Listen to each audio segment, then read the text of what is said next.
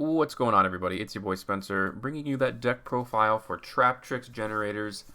I do really like this deck, and I feel like it's going to evolve even more. There's just a few concepts that I'm not super comfortable with. Well, I think overall the deck is fine, but I do feel like there will be a more finalized version. But I think this is absolutely, well enough that you guys can go ahead and test it out for yourself, and I think you're gonna really like it. I'm a really big fan of this strategy just because it's so different and so fun. We'll go ahead and get into it here. The two Har, the Generator Boss Storms. I used to run this little package. There's this other Generator card that lets you add this like spell or maybe like add a plant monster, but these two really are putting in the most amount of work, and especially Har. When you hard draw them, it just really sucks. They're like pretty much bricks in the hand. Now I have normal summon before, and I'm pretty sure you'll see that in the replay. But it's not a great situation. So it's like having multiple copies is like kind of necessary for the most part. Really, one of these could be like maybe Metaverse or something like that. But I don't know. It is fine. It is only 4 cards, and you just kind of deal with it. But being able to special summon multiple of these, like during, if you're ever getting 2 of these out on the board, 99% of the time you're going to be winning the duel. And then the other card here is the Utgarda, Generator Boss of Delusion. This is just a free like banish from the field, which is really cool. And like the later stages, these cards just become so crazy, especially hard because anytime your opponent adds a card to their hand, they have to discard a monster, and you get an Omni-Negate too, which of course is live during your opponent's turn. 3 Paralytic Sea. This card is absolutely insane for rank 4s. This is a rank 4 toolbox deck for the most part. So you're able to pretty much get rid of anything your opponent might have. Traptrix Dionia. This is the 3. You're always going to search this off the Mantis. And truthfully, I think you could drop one of these Vesicculos. These names are so silly. Because you always want to add the Dionia off of the Mantis. Because it gives you follow-up for a rank 4, right? It's like a 1-card kind of next play rank 4. Really good normal summon. 3, the Murmello, of course. You're just to add your traps. It's good to Ash Bait. Most of the time you don't even need it.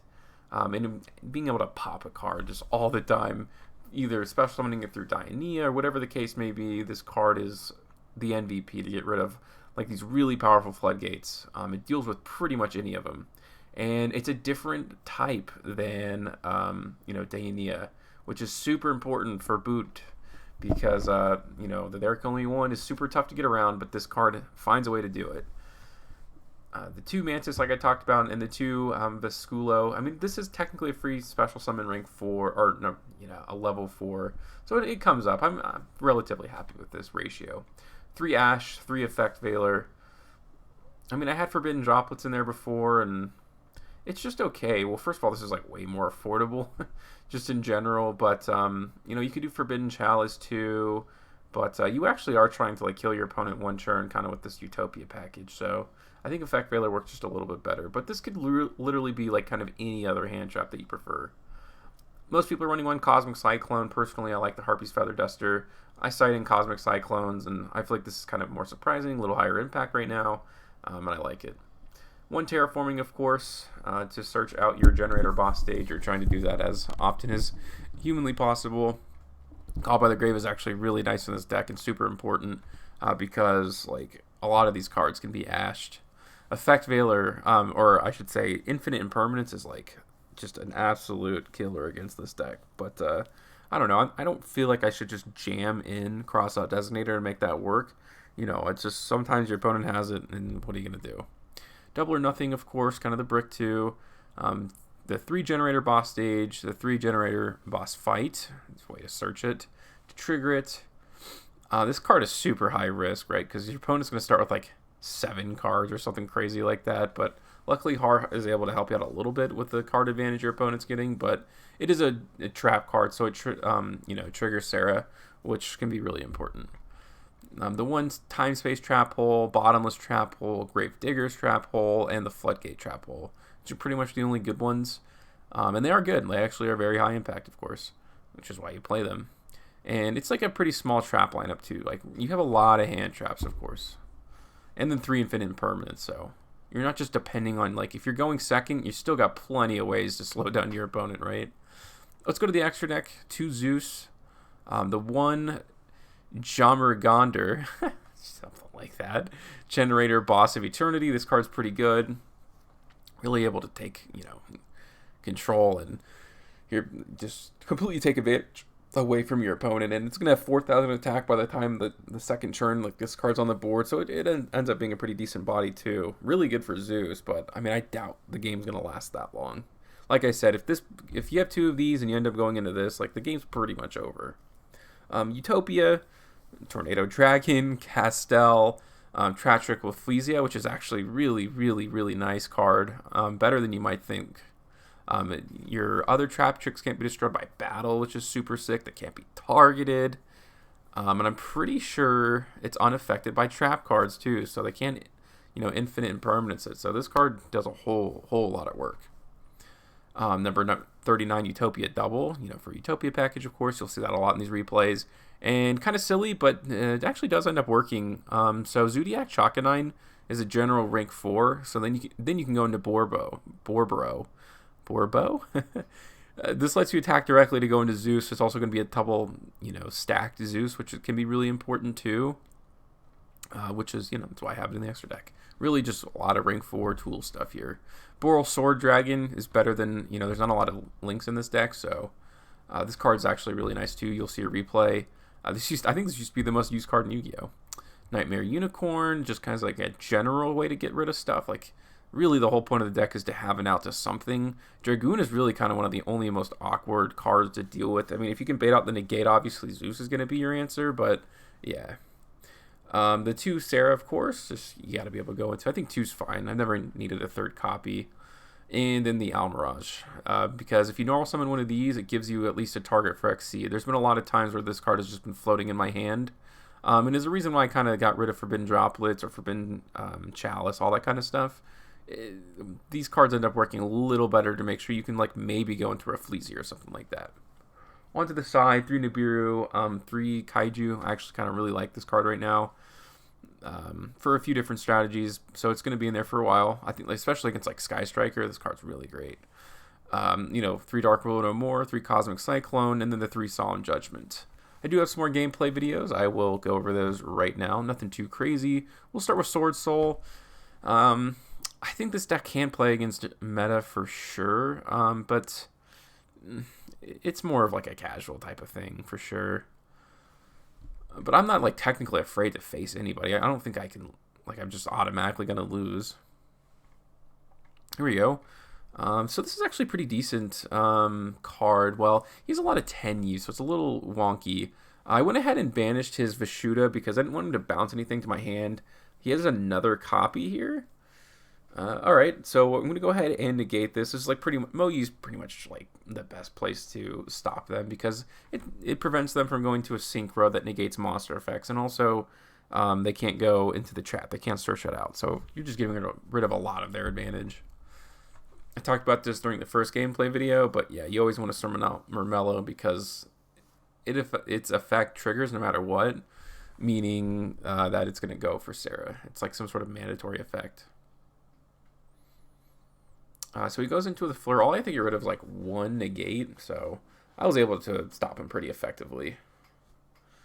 Drawing into the, boss stage of Delusion kind of stinks, but what are you going to do? I got rid of his Fleur negate, so I'm just going to be able to like make my plays continue to go here. And that's why I like to play multiple copies of these. Like, yes, you have a higher chance of drawing into them, but at least even if you draw one, you're able to summon the other copy of it, which is like way more important. Goes for the Mo-Yi, but he's going to have to... well, I guess he didn't add a card yet. But okay, so the Trap Hole can stop the Vishuda play, which will end up coming up here. All he has is 1 monster again. I'm not too worried about that, honestly. Especially because I can just, like... I'm going to be able to force out his trap card. He's going to have to pop this card, right? He's going to pop the Generaider boss stage too, but... Mantis is going to help me get, a Dionia. And plus I have the Floodgate Trap Hole. Or I can just go straight, actually, for this. This is my old rank up. It really is the same way, although I'd already gone through the battle phase, which was really stupid, right? And luckily for me, I drew an Ash, but it kind of is potato, when it comes to whether or not you want to run the Zodiac stuff or you want to run, the extra Utopia card number S39. He's got the trap card there, so he's kind of bricking. I did have, like I said, I didn't used to have Forbidden Chalice, and I would have used the effect on my own monster actually, but I would have been 90 life points off, which is pretty awkward.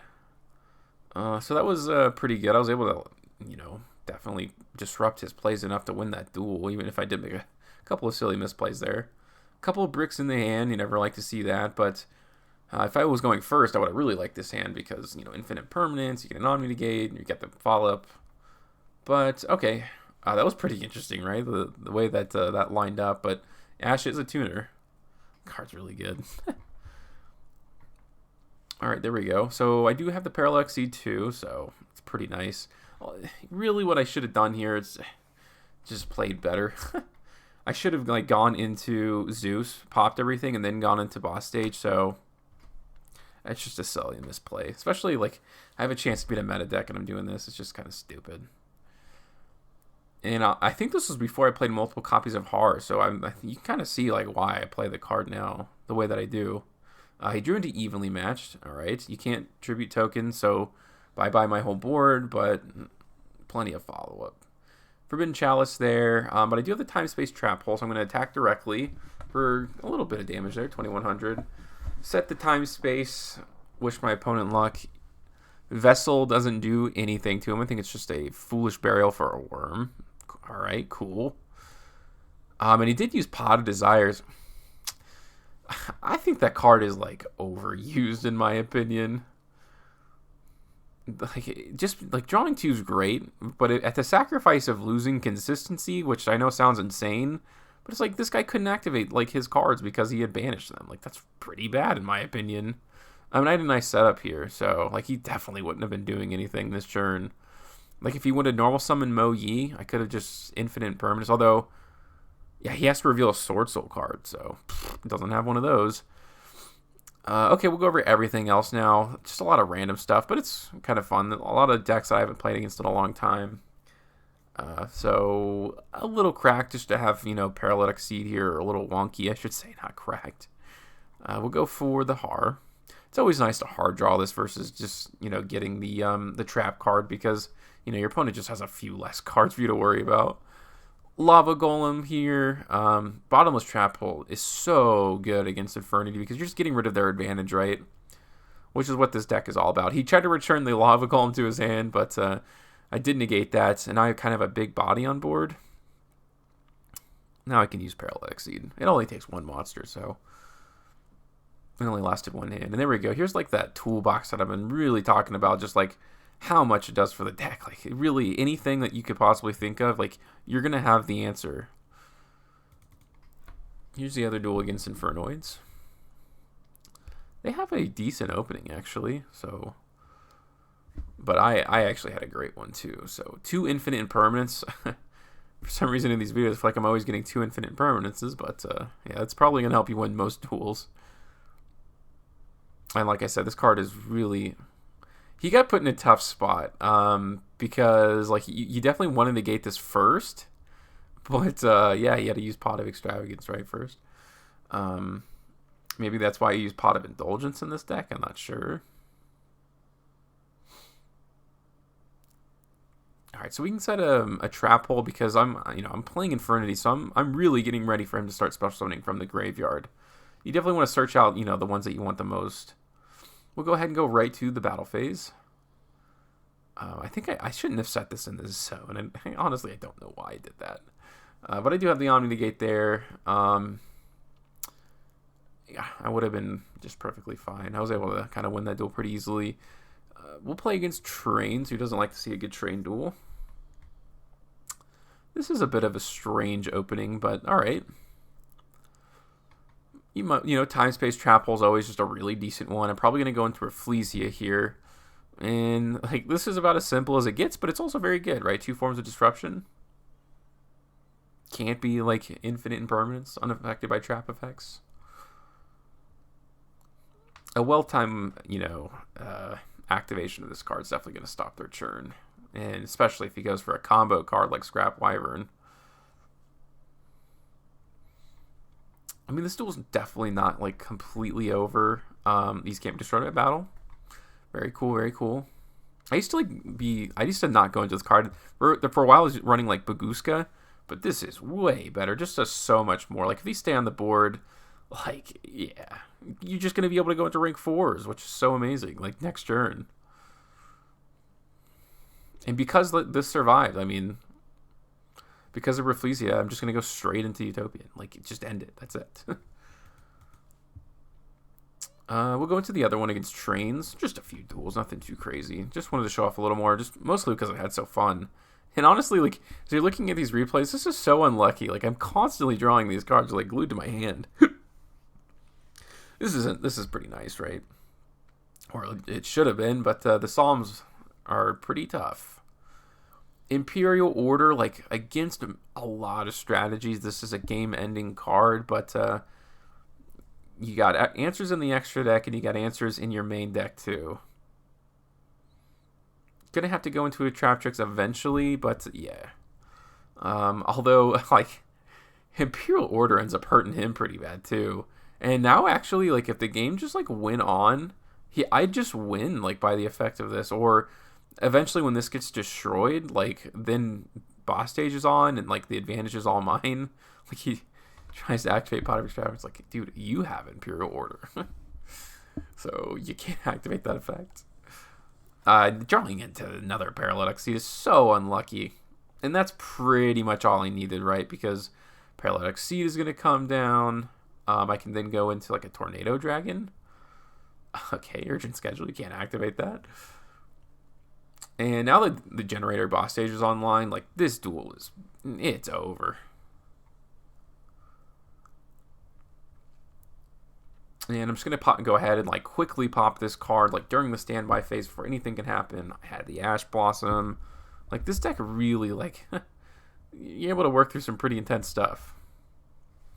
Considering that's the only card he could activate for the rest of the turn, I checked his graveyard and, like, well, I might as well just negate that. And there we go. I talked about normal summoning this, so, like, yes, you're able to, like, use this card. Yeah. Yeah, this card actually is pretty good. And this, like, duel is why I have a really high monster count, because, or at least I shouldn't say high, like, 2 of these each, because you would actually, like, it'd be really nice to be able to just keep activating this effect, right? He can't activate any other cards for the turn, so I don't mind tributing these 2 off, because this is a big 3,000 attack body. This is a great boss monster. Super great. And it's only a matter of time, too, before, you know, this deck gets more support. Like, it kind of just had that initial wave, and it's been a long time, so I'm going to keep my eye very closely.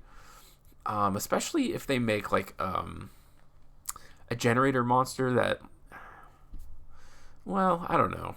I don't know exactly what it needs, but something. Another main deck monster that does something interesting. Or an extra deck also would be pretty nice. Alright, so I do have the Omni Negate, I do have the Rafflesia, so there's a whole lot that I can be doing here. Memories of Hope, it's interesting. It doesn't activate the Pot of Disparity, or Prosperity, which is kind of interesting. This is unaffected by trap effects, so sorry, not sorry. This can go into Tornado Dragon. I can start just popping his back row. Didn't normal summon this turn? What? This gets special summon. That pops the other one. This searches, like, which is really, really nice. And then I just go straight into Boral Sword Dragon. No need to go to next turn. Very unnecessary, right? This card is still really good. No doubt. Even if people are not playing it anymore. And the last duel here is against Nekroz. This is a little, not like an ancient version, but yeah, these are just effect failures now. Not to say that this card is bad, but, you know, actually, you don't always want to just, like, give up your cards all the time. You know, when you're playing ritual decks, like, I feel like you just got to keep it as simple as possible. Like, just negate the ritual spell, and you're probably going to win, right? But I still have plenty of follow-up plays, plenty. And yeah, that's a good look at Traptrix Generators. I will be back with this deck, I feel, at some point in time, but Hopefully you guys enjoyed. Other than that, that's going to do it for today's video, and I'll see you guys next time.